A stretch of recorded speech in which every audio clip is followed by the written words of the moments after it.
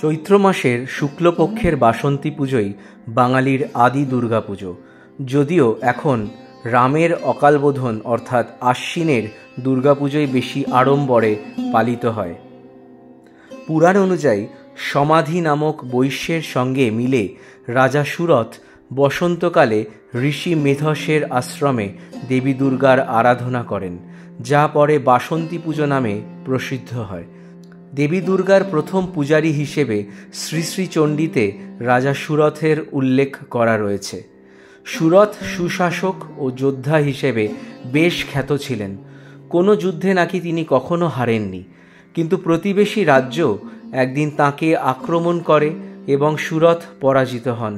এই সুযোগে তাঁর সভাসদরাও লুটপাট চালান। কাছের মানুষের এমন আচরণে স্তম্ভিত হয়ে যান রাজা সুরথ।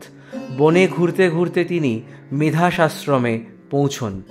ঋষি তাকে সেখানেই থাকতে বলেন, কিন্তু রাজা শান্তি পান না। এর মধ্যে একদিন তাঁর সমাধির সঙ্গে দেখা হয়।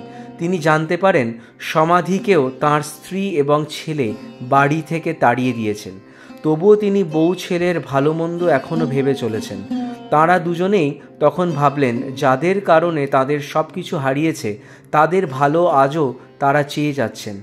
ঋষিকে একথা বলায় তিনি বললেন, সবই আসলে মহামায়ার ইচ্ছা। এরপর ঋষি মহামায়ার কাহিনী বর্ণনা করেন। ঋষির উপদেশেই রাজা কঠিন তপস্যা শুরু করেন। পরে মহামায়ার আশীর্বাদ পেতেই বসন্তকালের শুক্লপক্ষে রাজা দুর্গাপুজো শুরু করেন।